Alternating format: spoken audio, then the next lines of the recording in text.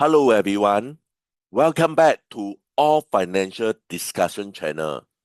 For this video, I'd like to concentrate a deep dive to understand what is actually price to earning ratio. This video, I will answer this question. Should the price to earning ratio be as high as possible or as low as possible? We have this dilemma or we have this means we do not know whether the price to earning ratio, we want it to be as high as possible or as low as possible. After this video, you will be able to understand the ideal numbers of price to earning ratio. So this will be the objective of this video. Guys, before I continue, I'd like to urge you guys to help me by like this video. Just a few seconds, help me press the like button now. For those who are new to this channel, and if you want to encourage me, please consider to subscribe and turn on your notification bell. Once again, thank you so much for your strong support. A quick disclaimer, this is not a financial advice.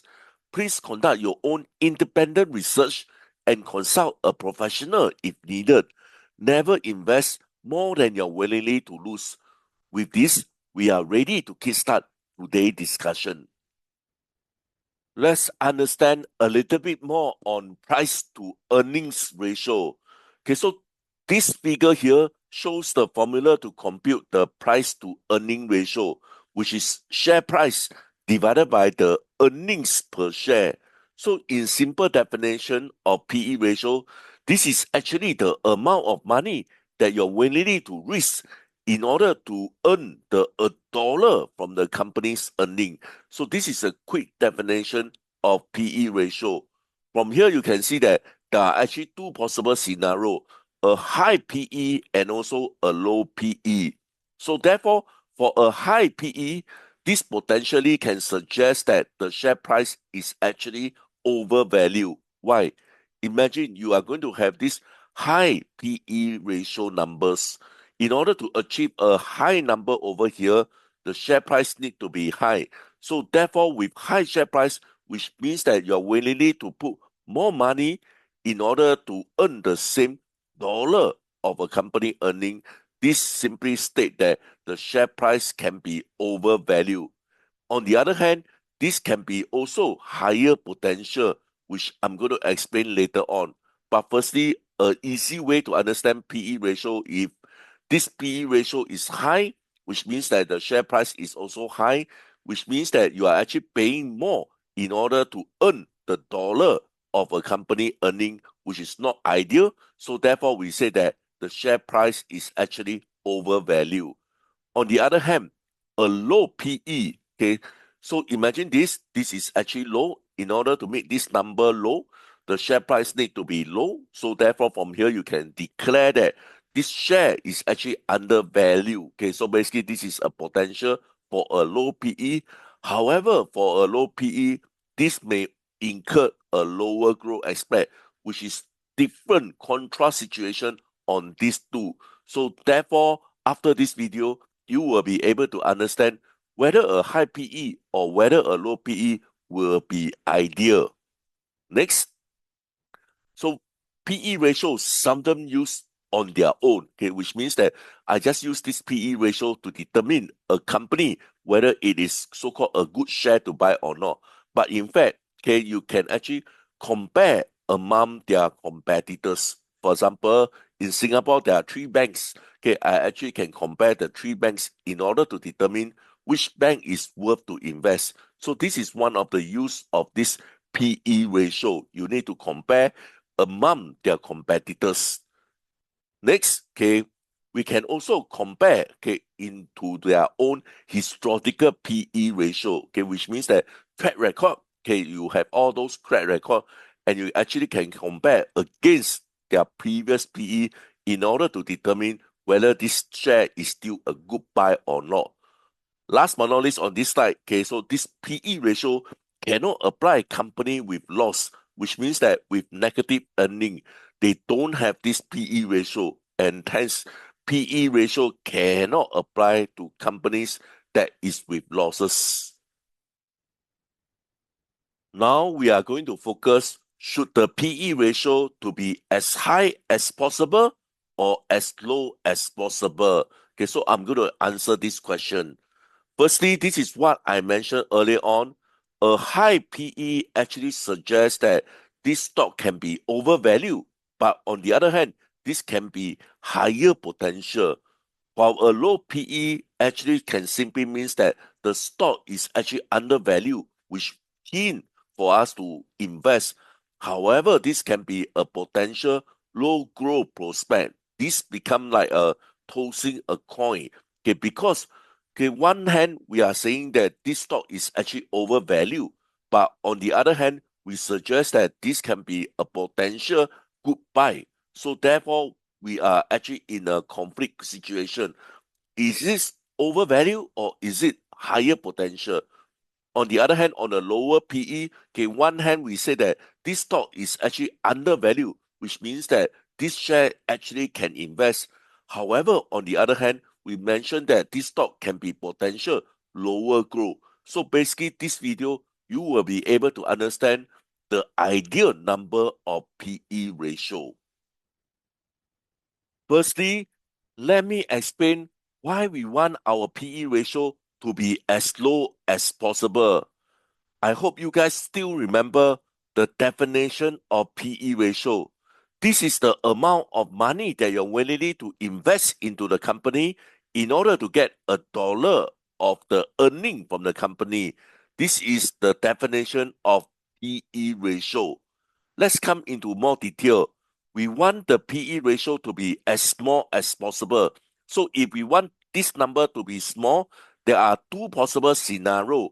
The first scenario is the amount of money that you are actually invest into the company to get $1 per share of the earning need to be as low as possible. This is actually ideal, right? We want to put definitely we want to put lesser money in order to get back $1 earning from the company. So this is the first scenario. On the other hand, in order to make this number as small as possible, we actually need this number earning per share to be as huge as possible. So therefore, this is also ideal because the company are going to have a better earning per share. This will be ideal for investor. So therefore, from this scenario, you can see that we want our price to earning ratio to be as low as possible. Because from here, you can see that the amount that we actually invest, okay, to get back $1 earning from the company, this number need to be small. So this is actually ideal. On the other scenario, the earning per share of the company need to be large in order to keep this PE ratio to be as small as possible. So this is the reason why we want the price to earning ratio to be as low as possible. Let me share a scenario so that you are able to understand better. Company A and Company B. Okay, so Company A has this share price of $10, okay, which is over here, and the earning per share is actually $1. So basically, the PE ratio will be equals to 10. Company B, okay, the share price is higher as compared to Company A, which is $20. The earning per share is the same, $1. So therefore, for company B, the PE ratio is $20. So what does this imply? This imply that for company A, okay, the ROI is 10 years. Okay, imagine this. If I invest $10 into company A, and every year I will be able to get $1. So after 10 years, I will actually break even. So basically, this is a quick definition of price to earning ratio. On the other hand here, company B having a higher share price, $20, and every because I put in $20 into company B, and every year, let's say that this earning per share remain consistent $1. So this simply means that after 20 years, I will be able to get back whatever amount that I actually invest into the company. So therefore, the ROI for company B is 20 years. From here, okay, you can easily compute that company B, I will not invest. I will only invest into company A. So therefore, from this scenario, you can see that we want the PE ratio to be as small as possible in order to pick up a good buy for this share. Before I go into the discussion on why sometimes a high price to earning ratio may be a good idea, I'd like to urge you guys to help me by like this video. Guys, just a few seconds and it's free. Help me press the like button now. For those who have learned something from this video, urge you to support me by subscribing to this channel and turn on your notification bell. Once again, thank you so much for strong support. Let's come to the polling question. Okay, so earlier on, I have discussed that sometimes we want our price to earning ratio to be as low as possible. Can you guys suggest which share that you actually will buy when the price to earning ratio is as low as possible? On the other hand, okay, the price to earning ratio can be as high as possible. Again, okay, which share that you guys will buy when the price to earning ratio is as high as possible? So help me by comment below. Once again, thank you so much. Now, let me focus why sometimes we invest in a high price to earning ratio may be a good idea. This is what we have discussed earlier on. Because company B has a high price to earning ratio, so therefore it is strongly recommend not to invest into company B. So therefore early on I urge you to invest into company A because of a low price to earning ratio. But on another scenario, imagine this, for company A, there is only one person queuing up to buy the company share. While for company B, it actually has a long line of clients waiting to buy company B share. Let me explain this in our daily life in order for us to understand this better. Imagine this, two auntie A and auntie B sell noodles side by side in the market.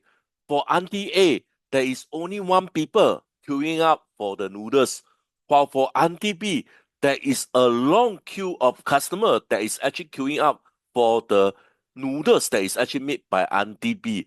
What can we conclude from here?